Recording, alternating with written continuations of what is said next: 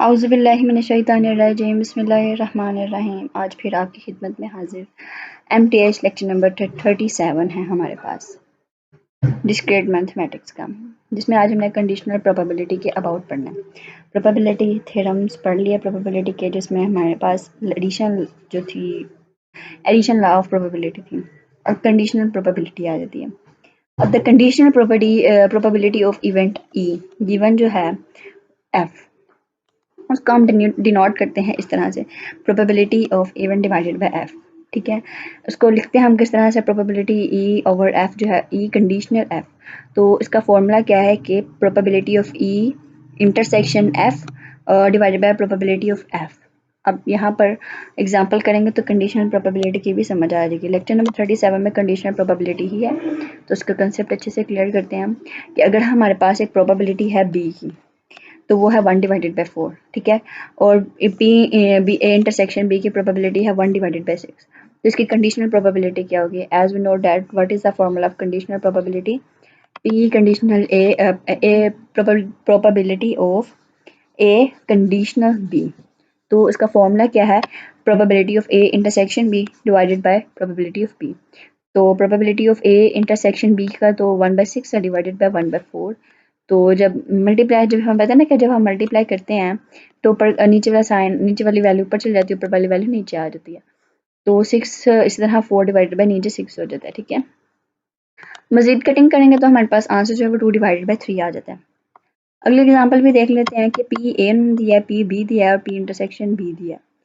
अब फॉर्मूले के मुताबिक जब हमारे पास P conditional probability of A conditional B आता है, तो हमारे पास A intersection B divided by probability of B आ जाती है। तो सिंपल सी वैल्यूज हमने पुट कर ली। अब दूसरे पार्ट में एक क्वेश्चन दिया गया है, वो कह रहे हैं कि प्रोबेबिलिटी ऑफ बी कंडीशनल ए है। तो यहाँ पर बी कंडीशनल ए है ना, तो यहाँ पर प्रोबेबिलिटी आ जानी है बी इंटरसेक्शन ए की। ओके, बी इंटरसेक्शन ए की आएगी और जो दूसरी वाली वैल्यू होती है ना, उसका नीचे हम प्रोबेबिलिटी लेते होते हैं, उसको हम डिवाइड करते होते हैं। ठीक है, जैसे यहाँ पर ए था तो यहाँ पर ए आ गया, ऊपर बी था तो नीचे बी आया। ओके, तो यहाँ पर probability of B intersection A, तो ए इंटरसेक्शन बी के, बी इंटरसेक्शन ए कर लो या ए इंटरसेक्शन बी कर लो, दोनों जो हैं वो आपस में बराबर ही होते हैं। ओके, तो 1/4 आ गया डिवाइडेड बाय 1/2, तो टोटल आंसर जो है उसको 1/2 आ जाता है। इसी तरह अब probability of A union B की क्या निकलेगी? ये हमें पता है कि इंक्लूजन एक्सक्लूजन प्रिंसिपल में हमने याद किया ना कि P probability of A union B का फॉर्मूला क्या था? P probability of A plus probability of B minus probability of A intersection B. तो यहाँ पर हमारे पास इन तीनों की वैल्यूज जो हैं वो मौजूद हैं, तो हमें जस्ट पुट करना है और अपना आंसर निकाल लेना। तो कंडीशनल प्रोबेबिलिटी क्या है, उसका फॉर्मूला आपने देखना है। ठीक है, और याद रखना है कि यहाँ पर हमेशा हम दूसरी जो वैल्यू आ रही होती है ना, दूसरा जो हमारे पास सेट आ रहा होता है, वो हम नीचे डिवाइड में लिखते होते हैं। अब आगे जो है हमारे पास क्या होगा, अब आगे ये हमारे पास एग्जांपल है ये वाली। अब इसको किस तरह से सॉल्व करना है? अब ये कॉम्प्लीमेंट जो है वो सी से डिनोट किया गया यहाँ पर, लेकिन अगर हम ऊपर डैश भी लगा दें तब भी ये कॉम्प्लीमेंट ही रहता है। अब यहाँ पर डी मॉर्गन्स लॉ जब हम देखें तो यहाँ पर A complement intersection B complement आ रहा है, तो ये किसके बराबर होता है? हमारे पास ए यूनियन बी का होल कॉम्प्लीमेंट होता है, ऐसे ही होता है ना, इसके बराबर होता है। तो जब भी हम प्रोबेबिलिटी में कॉम्प्लीमेंट खोलते हैं तो उससे पहले हमारे पास 1 क्या हो जाता है? माइनस आ जाता है। इसी तरह जब हमने पी बी का कॉम्प्लीमेंट खोला तो हमारे पास 1 माइनस पी बी आ गया, प्रोबेबिलिटी ऑफ बी।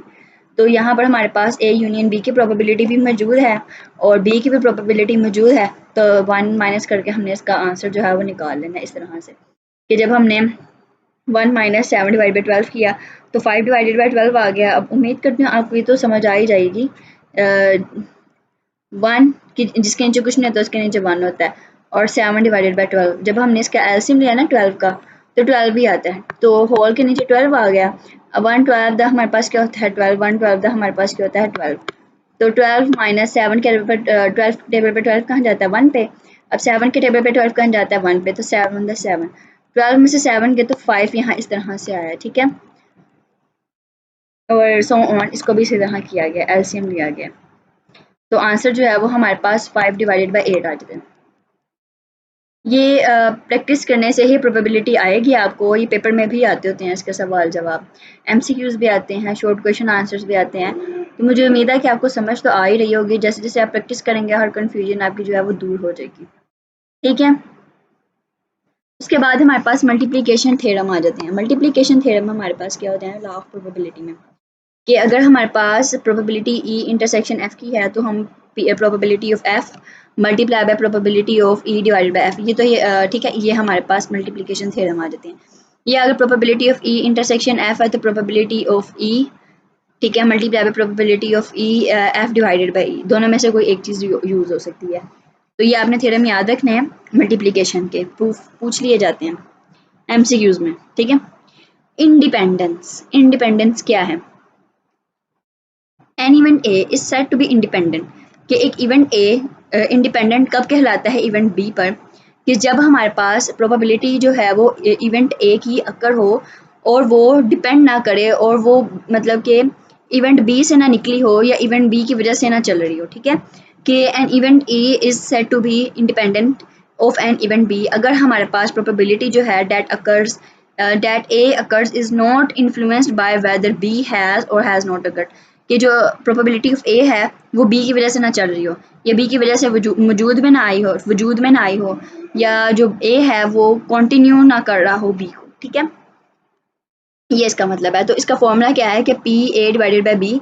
तो जो पहले हमारे पास प्रोबेबिलिटी होती है ना, जो ऊपर डिवाइड के ऊपर न्यूमिनेटर में होती है, साइड पे होती है यहाँ पे, वो हमारे पास यहाँ पर आती है। ठीक है, जैसे कि पी ए डैश बी है तो यहाँ पर पी बी आ जाएगा, यहाँ पर पी ए डैश बी थी तो यहाँ पर पी ए आ गया था। ठीक है, एग्जाम्पल आ जाती है, the probability that A hits a target is 1/3 and the probability hits 2/5.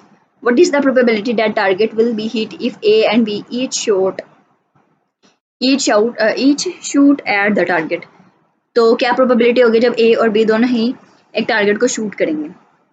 तो हम देखते हैं कि इसका आंसर क्या है, कि probability of A intersection B equals to probability of A multiply by probability of B. अब हमें पता है कि probability of A union B का जो फॉर्मूला वो ये है कि probability of A plus probability of B minus probability of A intersection B. और यहाँ हम जानते हैं कि probability of A intersection B जो है वो हमारे पास probability of A multiply by probability of B के बराबर होती है। तो यहाँ हमने वही वाला फॉर्मूला पुट किया। प्रोबेबिलिटी ऑफ ए हमारे पास 1/3 था, उसको मल्टीप्लाई कर दिया 2/5 से, और यहाँ probability of A 1/3, probability of B 2/5 आ जाती है। जब हमने इनको प्लस किया और जब इसके साथ माइनस करके मल्टीप्लाई कर दिया तो आंसर जो है वो हमारे पास 3/5 आ जाता है। तो यहाँ पर जो है हमारे पास लेक्चर नंबर जो 37 है वो कंप्लीट हो गया। कंडीशनल प्रोबेबिलिटी के अबाउट पढ़ा है, हैंडआउट्स में देख लेते हैं कुछ रह तो नहीं गया हमारे पास। कंडीशनल प्रोबेबिलिटी एग्जांपल आ जाती है, एग्जांपल देख लेते हैं हमारे पास। कंडीशनल प्रोबेबिलिटी की आ गई है। एग्जांपल में क्या कह रहे हैं कि let a pair of dice be toss, कि एक पेयर ऑफ डाइस जो है वो टॉस किया गया है। अगर हमारे पास सम 7 होगा तो उसकी प्रोबेबिलिटी क्या होगी, और अगर हमारे पास सम जो है वो that of the dice is 2, dice जो जब 2 होंगे तो हमारे पास कितनी प्रोबेबिलिटी होगी कि हमारे पास जो सम है वो 7 आ जाए। तो हमने एक इवेंट बनाना है, सबसे पहले तो हमने पेयर बना लेना। पेयर हमने कौन सा बनाना है, वो जो हमने ऊपर पेयर बनाए थे ना डाइस ऑफ पेयर के, जिसमें 36 पेयर्स बनाए थे, वो हमने पेयर्स बनाने हैं सबसे पहले। तो जो वो इवेंट सबसे पहले लेना है जिसमें हमारे पास जो है वो प्लस मतलब मल्टीप्लाई होकर 2 आ जाए। ठीक है, या वो इवेंट लेना है जिसमें एक एक मतलब एटलीस्ट एक डिवाइस जो है डाइस जो है वो हमारे पास 2 हो, सॉरी मल्टीप्लाई नहीं कहना था, एक डाइस जो है वो एटलीस्ट 1 डाइस जो है वो हमारे पास 2 हो। जैसे कि यहाँ पर 1 1 2 लिया गया ऑर्डर पेयर 1 2, तो यहाँ पर 2 आ रहा है। आप देखें कि इस ऑर्डर पेयर में तो कहाँ थे हम, कि ऐसा ऑर्डर पेयर हो जिसमें जिस हर ऑर्डर पेयर में हमारे पास डाइस जो है वो 2 लाजमी है। ठीक है, रोल होके। और पहले तो हमने इवेंट बना लिया वो वाला जिसमें हमारे पास जो एटलीस्ट डाइस जो है वो 2 अपीयर हो। अब दूसरा इवेंट जो है उसका नाम हमने एफ रख दिया, और वो हमने एफ जो है वो इवेंट इस तरह से लगा कि हम प्लस करें ना तो हमारे पास 7 आए आंसर।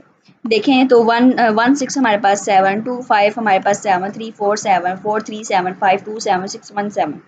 तो ये हमारे पास 2 इवेंट्स आ जाते हैं। जब हमने कंडीशनल प्रोबेबिलिटी निकालना है तो कंडीशनल प्रोबेबिलिटी का फॉर्मूला क्या है, कंडीशनल प्रोबेबिलिटी का फॉर्मूला ये है P E intersection divided by P F, probability of F। तो प्रोबेबिलिटी ऑफ F हमारे पास किस तरह से निकलेगी? जो प्रोबेबिलिटी ऑफ F है ना, पेंट पे जाते हैं, तो प्रोबेबिलिटी ऑफ F जो है वो हमारे पास किस तरह से निकलेगी? सबसे पहले हमने F के सारे पेयर्स को काउंट करना है। 1 2 3 4 5 6 हैं। टोटल कितने पेयर्स हैं? 6 हैं। 6 टोटल पेयर्स हैं और 6 हैं। कितने किस में से हमने लिया? 36 पेयर्स में से लिया है। ठीक है, तो 1/6 जो है प्रोबेबिलिटी ऑफ पी एफ, मतलब प्रोबेबिलिटी ऑफ एफ निकल आती है। इसी तरह जब हमने ई इंटरसेक्शन एफ की प्रोबेबिलिटी निकालनी है तो वो हमने किस तरह से निकालनी है कि हमारे पास दोनों में से कौन सा ऐसा सेट है जिसमें हमारे पास 2 आ रहा है, मतलब कौन सा ऐसा सेट है जो हमारे पास कॉमन आ रहे हैं ई और एफ में से, वो हमने ई एफ की प्रोबेबिलिटी निकाली है। तो यहाँ पर जो ई इंटरसेक्शन एफ है ना, उसकी प्रोबेबिलिटी, एक तो हमारे पास सेट जो आ रहा है यहाँ पर 2 5 है ना, और यहाँ पर भी 2 5 है, तो 2 5 एक हो जाता है सेट हमारे पास 2 5, और दूसरा सेट हमारे पास यहाँ पर 5 2 है, तो यहाँ पर भी 5 2 होगा। तो ये 5 2 मतलब कि दो सेट्स हमारे पास, एक 5 2 आ गया और एक 2 5 आ गया। तो ई इंटरसेक्शन एफ में हमारे पास कितने ऑर्डर पेयर्स आ गए? 2। तो 2 divided by 36 which is equals to 8। तो 1 डिवाइडेड बाई 18। तो इसकी प्रोबेबिलिटी हमारे पास 1 डिवाइडेड बाई 18 और इसकी प्रोबेबिलिटी हमारे पास कितनी आ गई? 1 डिवाइडेड बाई 6। ठीक है, तो जब हमने 1 डिवाइडेड बाई 18, 1 डिवाइडेड बाई 18 यहाँ पर कटिंग नहीं की, हमने कटिंग कर लिया, तो यहाँ पर मैं कटिंग करके आपको दिखा देती हूँ। ठीक है, 1 divided by 18, 1 divided by 18 divided by 1 divided by 6। तो जब हम मल्टीप्लाई का निशान लगाते हैं तो वैल्यू ऊपर चली जाती है, तो ये आ जाता है 6 डिवाइडेड बाई 18। अब 6 1 6, 6 3 18, तो आंसर जो है वो हमारे पास 1/3 आंसर आ जाता है। ठीक है, ओके, ये हमारे पास कंडीशनल प्रोबेबिलिटी होगी। आगे देखते हैं, ये हमारे पास मल्टीप्लिकेशन थ्योरम आ जाता है। ठीक है, मल्टीप्लिकेशन थ्योरम में भी हमने इसकी जो फॉर्म थी वो भी हमने देख ली थी। अब मल्टीप्लिकेशन थ्योरम में यहाँ पर हमने मल्टीप्लाई ही करना है। देखिए यहाँ पे लिखा हुआ है कि लॉट कंटेन्स, लॉट है हमारे पास, वो उसमें हमारे पास 12 आइटम्स हैं जिसमें से 4 डिफेक्टिव हैं। जिसमें से कितनी डिफेक्टिव हैं? 4। ठीक है, 3 items are drawn random from lot one after another. What is the probability that all 3 are non defective? कि वो कह रहे हैं कि 3 जो हैं हमने एक लॉट में से उठा लिए हैं, अब हमारे पास कितनी प्रोबेबिलिटी होगी कि वो 3 जो हैं वो डिफेक्टिव ना हो? तो सबसे पहले हमने यहाँ पर A1 जो है उसके लिए रखा जो हमारे पास डिफेक्टिव नहीं है, A2 हमने उसके लिए रखा फर्स्ट आइटम के लिए जो हमारे पास डिफेक्टिव नहीं है, A2 हमने उसके लिए रखा जो हमारे पास डिफेक्टिव नहीं है सेकंड आइटम, फिर उसके बाद A3 हमने उसके लिए रखा जो हमारा थर्ड आइटम है जो कि डिफेक्टिव नहीं है। 3 आइटम्स उठाए ना, एक एक A1 A2 A3 हमने उनकी पकड़ ली। अब A1 हम 8वां ले लेते हैं, 8वां हिस्सा मतलब 8वां आइटम ले लेते हैं। इसी तरह वो आ जाती है 8 डिवाइडेड बाई 12। और जब हम A2 कंडीशनल A1 करते हैं तो वो हमारे पास किस तरह से निकलता है? उसका हमारे पास 7 डिवाइडेड बाई 11 आ जाता है, और जब हम टोटल डिस्टेंस निकालते हैं हमारे पास 6 डिवाइडेड बाई 10 आ जाता है। ज़्यादातर जो है वो कंडीशनल प्रोबेबिलिटी के अबाउट ज़्यादा क्वेश्चन नहीं आते होते, सिंपल प्रोबेबिलिटी के अबाउट आते होते हैं। तो वैसे ही आप मल्टीप्लिकेशन के याद रख लें तो कोई मसला नहीं है। तो चलते हैं आगे, जब हम इसको आपस में मल्टीप्लाई करेंगे ना तो हमारे पास 8 डिवाइडेड बाई 12, 7 डिवाइडेड बाई 11 जो मल्टीप्लाई होके आएगा ना वो आपस में इस तरह से मल्टीप्लाई होगा, और ये कटिंग होके आंसर आया। ठीक है, 8 7 था, फिर जो आंसर आएगा फिर उसको हमने 6 के साथ मल्टीप्लाई कर देना। ठीक है, उसके बाद नीचे से भी हमने मल्टीप्लाई कर 12 11 था क्या होता है, फिर जो आंसर आएगा उसको हमने मल्टीप्लाई कर देना है 10 के साथ, और ये कटिंग होके ही ये आंसर आया। ओके, इंडिपेंडेंस भी हमने पढ़ लिया है। ओके, तो यहाँ पर हमारा जब जो लेक्चर है लेक्चर नंबर 37 कंप्लीट हो गया। आगे तो हमारे पास वैसे रैंडम वेरिएबल्स यूज़ हो रहे हैं, तो ये रैंडम वेरिएबल भी देख लेते हैं, लेक्चर नंबर 38 भी साथ ही कर लेते हैं। ठीक है, लेक्चर शॉर्ट है काफ़ी, तो मैंने कहा 38 भी साथ ही ऐड कर लेते हैं। तो चलते हैं 38 के नोट्स की तरफ। रैंडम वेरिएबल क्या है? Random variable x, random variable को हम एक्स से डिनोट करते हैं। ये एक रूल है जिसमें हम एक न्यूमेरिकल वैल्यू जो है सैम्पल स्पेस में जो आउटकम आ रही होती है ना उसको असाइन कर देते हैं, उसको दे देते हैं। A random variable x is a rule that assign a numerical value to each outcome in a sample space S. It is a function, ये एक फंक्शन है जो कि मैप करता है ईच आउटकम जो सैम्पल स्पेस में होती है उसको रियल नंबर्स में कन्वर्ट कर देता है रैंडम वेरिएबल। जब हम इसकी आगे एग्जांपल्स करेंगे ना तो आपको क्लियर हो जाएगा। ठीक है, उसको हम एक्स एस मतलब अगर ये सैम्पल स्पेस एस का है ना, एस जो है वो सैम्पल स्पेस का है, तो अगर हमने साथ एक्स लगा दिया ना तो ये रैंडम वेरिएबल ऑफ एस बन गया। Denote the set of numbers assigned to a random variable X. ठीक है, and X S refers to the range space, इसको हम क्या कहते हैं, रेंज स्पेस कहते हैं। X is a function from S to the set of real numbers, और आर क्या है हमारे पास, real number R, and X X क्या है, इसकी रेंज ऑफ एक्स है, ये आपने याद रखना। ठीक है, एक्स एस दिया गया तो एक्स हमारे पास इसकी क्या है, रेंज, और एक्स एस दिया गया तो वो क्या है हमारे पास, रेंज स्पेस है। एग्जाम्पल्स देखते हैं आगे, शायद स्टार्ट हो जाए।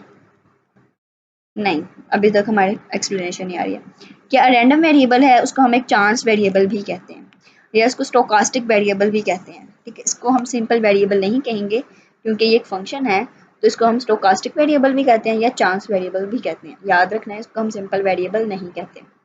रैंडम वेरिएबल जो है उसको हम यूजुअली कैपिटल लेटर्स से डिनोट करते हैं, जबकि जो स्मॉल लेटर्स होते हैं वो अंदर की वैल्यूज़ को हम डिनोट करते हैं। ठीक है, जो रिप्रेजेंट अंदर की वैल्यूज़ होती है ना, उनको हम स्मॉल लेटर्स से करते होते हैं, और जो वेरिएबल रैंडम वेरिएबल है उसको हम कैपिटल लेटर्स में डिनोट करते हैं। आगे एग्जांपल आ जाती है कि pair of fair dice is closed, तो सैम्पल स्पेस जो एस है वो कंसिस्ट होगा 36 ऑर्डर पे, एज वी नो डैट हम बना चुके हैं पहले भी। तो जो पेयर है वो यहाँ पर उसने एस का दे दिया है। अब उसने कहा है कि जो एक्स है, लेट हमने कर दिया एस एक्स, हमने हर उस पॉइंट में को दे दिया है एस में, let X assign to each point in S the sum of the numbers, तो हमने यहाँ पर नंबर्स को सम कर दिया। 1 को 1 में जब हमने प्लस किया तो 2 आ जाता है। ठीक है, 1 को 2 में प्लस किया तो 3 आ जाता है, जैसे कि 1 को 2 में प्लस किया तो 3 आ गया। फिर 2 को इस तरह जब हम सम करते जाएंगे ना, तो ज़्यादातर जो पेयर हमारे पास आ रहा है, मैं आपको ना अभी वो खोल कर दिखा देती हूँ, शायद नोट्स मेरे पास पड़े हैं जिसमें हमने वो बनाया है, पेयर ऑफ 36 ऑर्डर पेयर बनाए हैं। तो ना ये रहे हमारे पास। अब उसने क्या है कि हमने x जो है वो हर वेरिएबल को असाइन कर दिया प्लस करने के लिए, कि प्लस करके हमारे पास जो आंसर्स हैं ना वो हमारे पास आए। किस तरह से उन्होंने वहाँ पे लिख रहे थे कि जब हमने इसको प्लस किया तो 2 आ गया, इसको प्लस किया 3, इसको प्लस किया 4, इसको प्लस किया 5 6 7। ठीक है, अब यहाँ पर 3 आ रहा है, यहाँ पर 4, यहाँ पर 5, फिर 6, फिर 7, लेकिन यहाँ पर 8 आ रहा है। तो इनको हम वापस रिपीट नहीं करेंगे। ठीक है, ये 4, ये 5, ये 6, ये 7, ये 8 और ये 9। ठीक है, इनको भी हम रिपीट नहीं करेंगे। ये हमारे पास 5 6 7 8 9, ये आ जाएगा 10। ठीक है, जो रिपीट हो रहे हैं हम इनको बार बार रिपीट नहीं करेंगे, और ज़्यादा से ज़्यादा हमारे पास जो प्लस करके वैल्यू आ रही है ना वो 12 आ रही है, इससे ज़्यादा नहीं बढ़ रही। ठीक है, तो यहाँ पर इसी चीज़ को बताया गया है। जब हम जो सम है, जब नंबर्स को असाइन करते हैं तो वो हमारे पास ये आ रहा है। अब लेट y जो है वो हमने उस पॉइंट को असाइन कर दिया जिसमें हमारे पास मैक्सिमम जो 2 नंबर्स को प्लस करके जो मैक्सिमम वैल्यू आ रही है ना, उसको हमने y असाइन कर दिया। ठीक है, और y हमारे पास क्या है, एक रैंडम वेरिएबल है विद रेंज स्पेस, तो हम इसको y s लिखेंगे। ठीक है, 1 2 3 4 5 6 जहाँ से निकल के आ रहे हैं। ओके, जो ओरिजिनल सेट था हमने वो लिया पेयर का, डाइस का।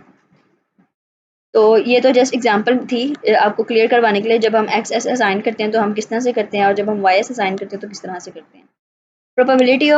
Probability distribution of random variable हमारे पास आ जाता है। यहाँ पर हमारे पास क्या है कि अगर हमारे पास एक वेरिएबल है, रैंडम वेरिएबल है, तो उसको अगर हमने x1 x2 x3 में लिखा है, सो ऑन x तक xn तक गया है, तो वो be the range of x, वो x की ही रेंज रहेगा। उसको डिफाइन करते हैं फाइनाइट सैम्पल स्पेस में। तो फाइनाइट सैम्पल स्पेस में हम उसको किस तरह से डिफाइन करते हैं कि एक्स एस जो है वो हमारे पास एफ एक्स आई मतलब फंक्शन एक्स आई जो कि बराबर होगा हमारे पास प्रोबेबिलिटी जो एक्स होगा ना वो हमारे पास एक्स आई के बराबर होगा।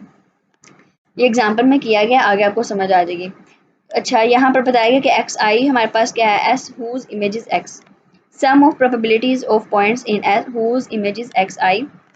ठीक है, एफ हमारे पास क्या है, प्रोबेबिलिटी डिस्ट्रीब्यूशन है, सॉरी यहाँ पर मैंने फंक्शन कह दिया था, ये प्रोबेबिलिटी डिस्ट्रीब्यूशन है, और प्रोबेबिलिटी फंक्शन ऑफ एक्स, या हम इसको कह देंगे प्रोबेबिलिटी डिस्ट्रीब्यूशन है, या प्रोबेबिलिटी फंक्शन है किसका, एक्स का। ठीक है,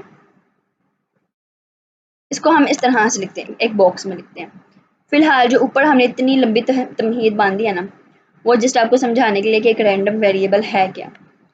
रैंडम वेरिएबल को एक्स से डिनोट करते हैं, जो मेन चीज़ है ना वो लास्ट पे है हमारी। ठीक है, लेकिन पीछे लेक्चर जो हम कंप्लीट करेंगे तो ही फिर हमें आगे का कंसेप्ट पता लगेगा। तो चलते हैं हम डिस्ट्रीब्यूशन जो जिस पे एफ जो है वो सेटिस्फाई करती है वो कंडीशंस आपने याद रखनी है। ये दोनों एमसीक्यूज में पूछी जाती हैं कि अगर हमारे पास probability distribution of function X जो है वो लेस देन और इक्वल टू 0 होगा, ग्रेटर देन और इक्वल टू 0 होगा, तो हमारे पास डिस्ट्रीब्यूशन जो है वो सेटिस्फाई करती है। ठीक है, और अगर हमारे पास जो समेशन है फंक्शन डिस्ट्रीब्यूशन जो फंक्शन जो है probability distribution of x function x वो 1 के बराबर होगा, तो हमारे पास डिस्ट्रीब्यूशन जो है वो सेटिस्फाई करेगी। आगे ये हमारे पास आगे जो एग्जांपल कि a pair of fair dice store let X जो है वो हमने असाइन कर दिया है each point of A B. S जो है हमारे पास ये आ रहा है, द सम ऑफ एक्स जो है वो हमने किस तरह से निकालना है। ऊपर हमने सरसरी से एग्जांपल पढ़ी थी, आगे डिटेल में ये एग्जांपल है जिसमें से मैंने आपको अभी 36 जो ऑर्डर पेयर थे वो निकाल के दिखाए थे। तो एक्स एक रैंडम वेरिएबल है, तो हमने उसको सैम्पल स्पेस को असाइन कर दिया जिसको हमने प्लस करके 2 3 4 5 6 7 8 9 10 11 निकाल दिया। यहाँ मैंने 36 पेयर्स इसी वजह से आपको बना के दिखाएं ताकि आपको क्लियर हो जाए कि एक्स में जब हमने ए बी को प्लस किया तो हमारे पास किस तरह से यहाँ पर वैल्यूज जो हैं वो प्लस होकर आई हैं।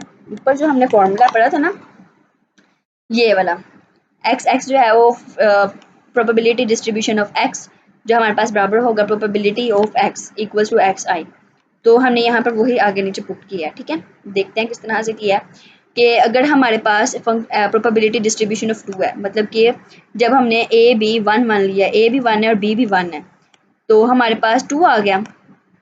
ए बी लिया, तो जब हम ए बी में 1 1 हम पुट करते हैं, ठीक है, ए बी में इधर भी हमने 1 पुट किया और इधर भी हमने 1 पुट किया, तो हमारे पास 2 आ गया। इसका मतलब क्या है कि एक्स जो है वो हमारे पास 2 आ गया ना, तो फंक्शन हमारे पास क्या आ गया 2। तो यहाँ पर हमने फंक्शन 2 मतलब कि प्रोबेबिलिटी डिस्ट्रीब्यूशन ऑफ 2 जो है वो किस तरह आएगी, probability X equals to 2, X किसके बराबर आ गया 2 के बराबर आ गया। तो जहाँ जहाँ पर अब ऊपर जो ऑर्डर पेयर्स हैं जहाँ जहाँ पर हमारे पास प्लस करके 2 आएगा ना उसकी हमने यहाँ पर ऑर्डर पेयर्स लिख लिए। यहाँ पर जो ऑर्डर पेयर है 1 1 1 1 को प्लस करके हमारे पास क्या आ रहा है 2 आ रहा है, और कितने पेयर्स हैं 1 पेयर्स है, कितने पेयर्स में से हैं 36 पेयर्स में से हैं। ठीक है, ये नंबर ऑफ इवेंट अक्कर हो रहा है ना, और कितने में से अक्कर हो रहा है सैम्पल स्पेस वो हमने लिख दिया 36। अब इस तरह जब हमने F3 निकाला, जब हमने F3 लिखा तो F3 में हमारे पास कितने सैम्पल ऑर्डर पेयर्स ऐसे हैं जिनको प्लस करने से हमारे पास 3 आता है, तो वो हमारे पास टोटल 2 हैं। कैसे 1 2 और 2 1, इन दोनों को प्लस करने से हमारे पास 3 आता है। तो P हमारे पास X जो है वो 3 के बराबर है, वो कितने ऑर्डर पेयर्स होंगे जिसमें हमारे पास प्लस करके 3 आ जाएगा, तो वो हमारे पास टोटल 2 पेयर्स हैं। ठीक है, तो हमारे पास इवेंट के नंबर ऑफ इवेंट्स और divide by number of sample space. इस तरह 4 को जब हमने प्लस किया तो x हमारे पास 4 के बराबर आ गया, और ऊपर से कितने ऑर्डर पेयर्स ऐसे आ रहे हैं जिनको प्लस करने से हमारे पास 4 आ जाए, टोटल 3 ऑर्डर पेयर्स आ रहे हैं जिनको प्लस करने से हमारे पास 4 आता है, तो 3 डिवाइडेड बाई 36 हमारे पास आ जाता है। इस तरह 5 6 7 8 9 10 11 12 तक आपने खुद ही करने हैं। अब यहाँ पर 5 है, तो 5 के लिए यहाँ पर क्या होगा कि आपने वो ऑर्डर पेयर लिखने जिनको प्लस करने से 5 आ जाता है, तो टोटल 1 2 3 4 हमारे पास ऑर्डर पेयर्स हैं, तो 4 डिवाइडेड बाई 36, और इस तरह हमने 12 तक करने हैं। ठीक है, और 12 को कितने ऑर्डर पेयर्स हैं जिनको प्लस करने से 12 आ रहा है, वो एक ही ऑर्डर पेयर है, तो 136 आ गया। अब आपने एक बॉक्स बनाना है जिसमें आपने एक्स आई लिखना है कि हमारे पास ये हमारे पास फंक्शंस हैं और ये हमारे पास फंक्शन डिस्ट्रीब्यूशन है एक्स की रैंडम वेरिएबल्स की। तो जब हमने जब हमारे पास 2 आया फंक्शन प्रोबेबिलिटी डिस्ट्रीब्यूशन 2 आई, तो हमारे पास क्या, हमारे पास इसकी प्रोबेबिलिटी डिस्ट्रीब्यूशन थी। जब हमारे पास x जो है वो 3 के बराबर हुआ तो उसकी क्या प्रोबेबिलिटी डिस्ट्रीब्यूशन थी, 4 था, तो इसकी क्या प्रोबेबिलिटी डिस्ट्रीब्यूशन थी। ठीक है, तो इसी तरह जब हम 12 तक करते जाएंगे ना तो हमारे पास जो 1 डिवाइडेड बाई 36 की वैल्यू आ जाएगी। इस तरह हमारे पास अब expectation of a random variable, ये इंपॉर्टेंट चीज़ है, ये आपने अच्छी तरह से कर लेनी है। जो एक्सपेक्टेशन है रैंडम वेरिएबल की उसको हम इससे डिनोट करते हैं, उसको हम इस तरह से भी लिखते हैं EX, expectation of random variable X। उसको हम किस तरह से करते हैं कि x1 को मल्टीप्लाई कर देते हैं fx1 से, फिर x2 को मल्टीप्लाई कर देते हैं fx2 से, फिर fx3 को मल्टीप्लाई कर देते हैं fx3 से, एंड सो ऑन। ठीक है, यहाँ पर जैसे 12 के साथ मल्टीप्लाई 12 तक है तो यहाँ पर 12 तक आ जाएगा x12। ठीक है, उसको हम इस तरह से भी लिखते हैं कि summation of x I multiply by function of distribution. ठीक है, ये आपने याद रखना, आगे इसकी एग्जांपल है वो हम सॉल्व करते हैं। वो कह रहा है कि what is the expectation of the number of heads, जब हमारे पास हेड जब 3 दफ़ा कॉइन को टॉस किया जाएगा तो हेड की क्या एक्सपेक्टेशन होगी। जैसे कि हम जानते हैं कि कॉइन की 2 साइड्स होती हैं, एक हेड होती है और एक टेल होती है, और जब हमने इसको 3 दफ़ा करना है तो उसकी क्या एक्सपेक्टेशंस होंगी। तो देखा जाए हमारे पास जब हमने 3 दफ़ा किया तो पहले tail tail tail tail head, ये हम पहले भी एक बार बना चुके हैं इस तरह का सैम्पल स्पेस के सैम्पल में, ठीक है, याद आ रहा है आपको कुछ थोड़ा थोड़ा सा। Tail head tail head tail tail ये हमने पहले बना लिए। ओके, अब हमने देखना है कि कितनी डिस्ट्रीब्यूशन जो है, कितनी सैम्पल स्पेस जो है वो हमारे पास आ रहा है, इस तरह से आ रहा है। आपने ना ये टेबल ड्रॉ करना है। अब ये टेबल जो है वो मैं बाद में आपको ड्रॉ करने का तरीका बताती हूँ, लेकिन सबसे पहले आप सैम्पल स्पेस समझ लें। अगर आपको ज़्यादातर ना टेबल बना आता है पेपर में, मुझे याद आया टेबल पेपर में बना आता है और जस्ट आपसे कहते हैं कि एक्सपेक्टेशन निकालें, तो बच्चे ना वहाँ कंफ्यूज हो जाते होते हैं कि हमने यहाँ पर टेबल जो बनना है यहाँ पर फॉर्मूला कौन सा पुट करना है। सबसे पहले आप ये देख लें कि टेबल आपके पास बनना आएगा, आपने इसको किस तरह से उतारना है। तो ये देखें हमारे पास E X expectation of random variable x0 multiply by F x zero, x1 multiply by F x one, x2 multiply by F x two, x3 multiply by F x three. ठीक है, अब एक्स नॉट हमारे पास मतलब x0 हमारे पास 0 था, 0 को multiply कर दिया 1/8 से, x1 था 1 multiply by 3/8, x2 2 multiply by 3/8, 3 multiply by 1/8। ठीक है, इसको हमने इस तरह से लिख के प्लस कर देना आपस में। जब 3 को 1 से मल्टीप्लाई किया 3/8 आ जाएगा, 3 2 6, 6 डिवाइडेड बाय 8 और 3 1 3 और 3 डिवाइडेड बाय 8, इस तरह से हमारे पास उतार लिया गया। और जब हमने प्लस किया तो टोटल आंसर हमारे पास 1.5। तो ये हमारे पास क्या एक्सपेक्टेशन है रैंडम वेरिएबल की। ओके, आगे चलते हैं। मैंने कहा था कि टेबल अब हम किस तरह से बनाते हैं। अब ये तो एक्सपेक्टेशन वैल्यू दोबारा से अगेन फाइंड की गई है ना इस टेबल में से, तो देख लेते हैं यहाँ पर किस तरह से फाइंड की गई है कि हमारे पास दोबारा से एक्सपेक्टेशन वैल्यू आप निकालोगे तो वो किस तरह से निकलेगी। वही फार्मूला आपने पुट करना है, x0 multiply by F x zero, x1 multiply by F x one, ठीक है, x2 multiply by F x two, x3 multiply by F x three. ठीक है, जब हमने इनको मल्टीप्लाई कर देना तो आंसर जो है वो हमारे पास ये आ जाएगा। ये पूछा जाता है सवाल का, एमसीक्यूज में भी पूछा जाता है और लॉन्ग शॉर्ट में भी पूछा ही जाता है, तो आपने अच्छी तरह से इसको करना है।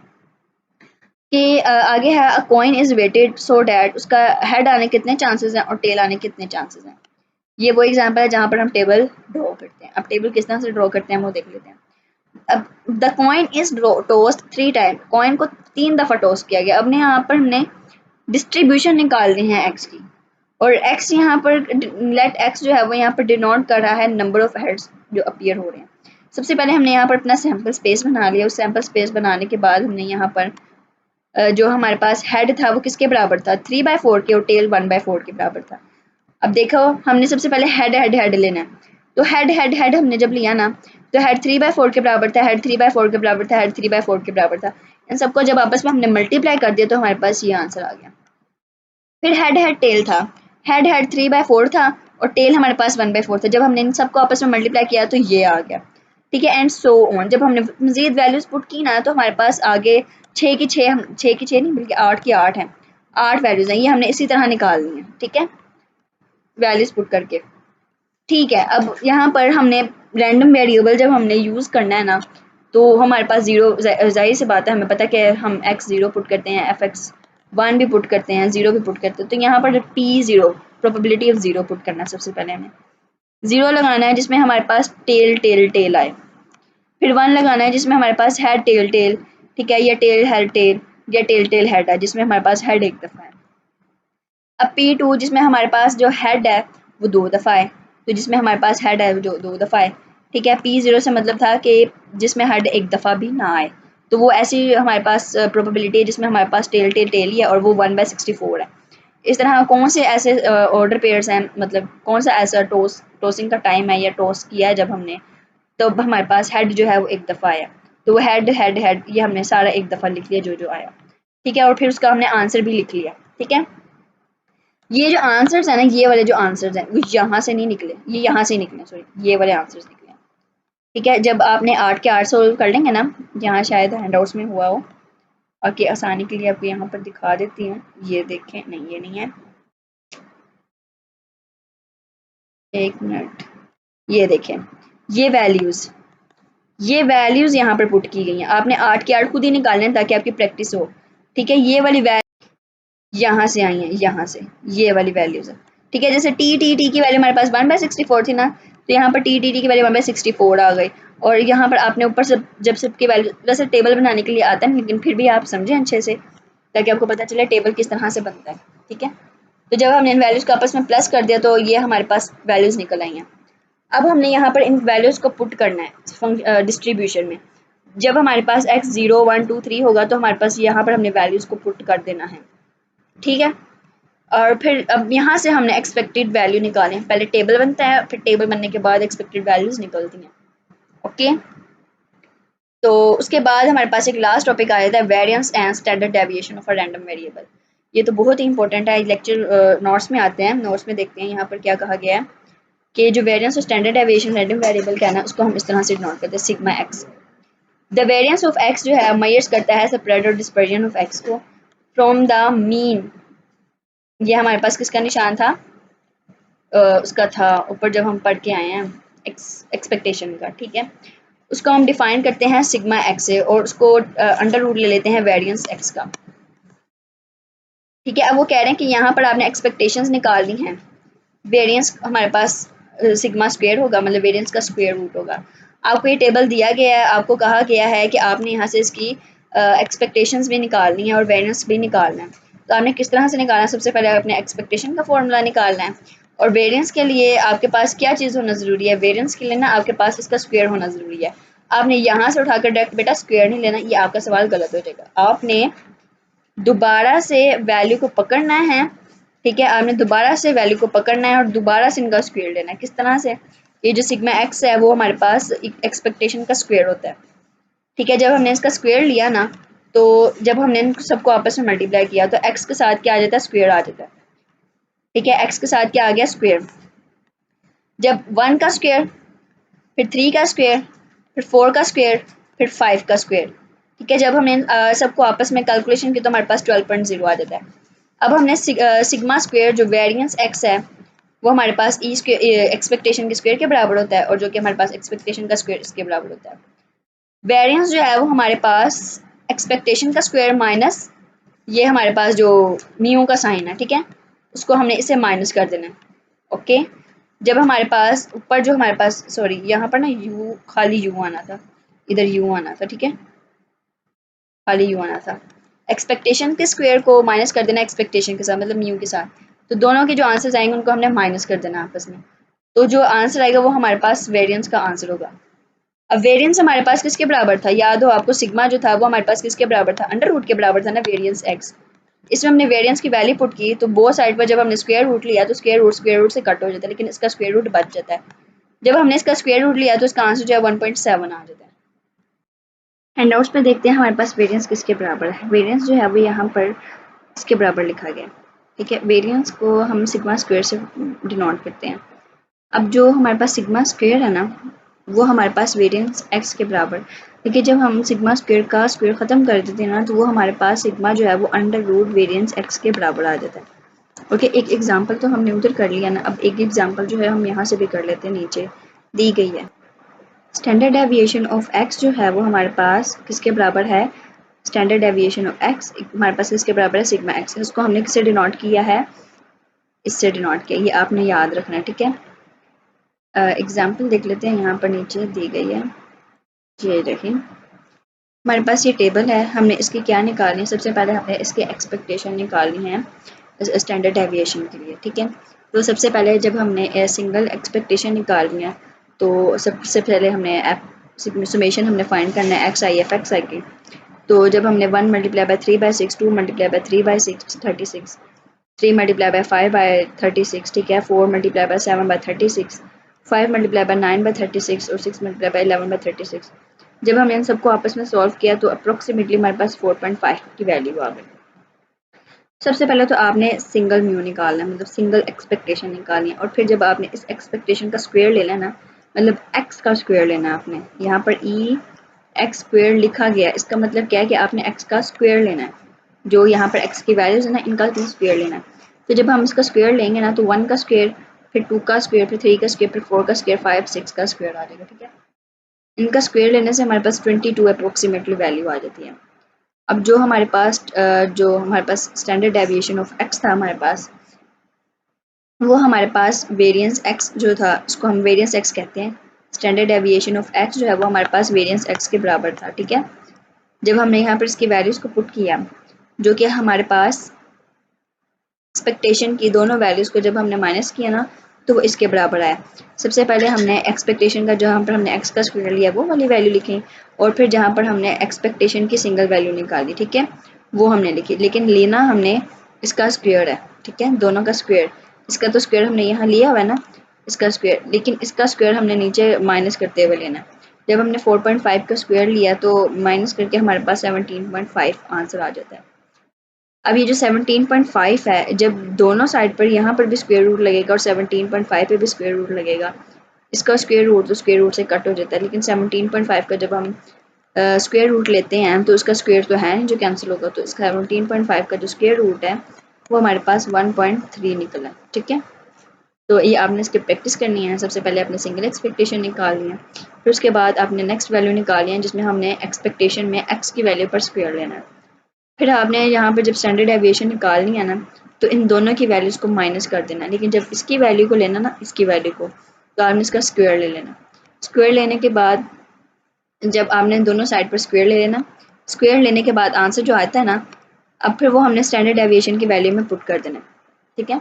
जैसे कि हम जानते हैं स्टैंडर्ड वेरिएशन हमारे पास किसके बराबर है, उसमें हमने पुट कर देना है square root on both side, square root से कट हो जाएगा और आंसर जो है वो हमारे पास 1.3 आ जाएगा, ठीक है। छोटा मोटा क्वेश्चन जो है उसके अबाउट लाजमी आता होता है, तो ये आप लाजमी करें। तो इधर हमारे पास लेक्चर नंबर 37 और 38 कंप्लीट हो जाता है। मिलते हैं अगले लेक्चर में इंशाल्लाह। अल्लाह।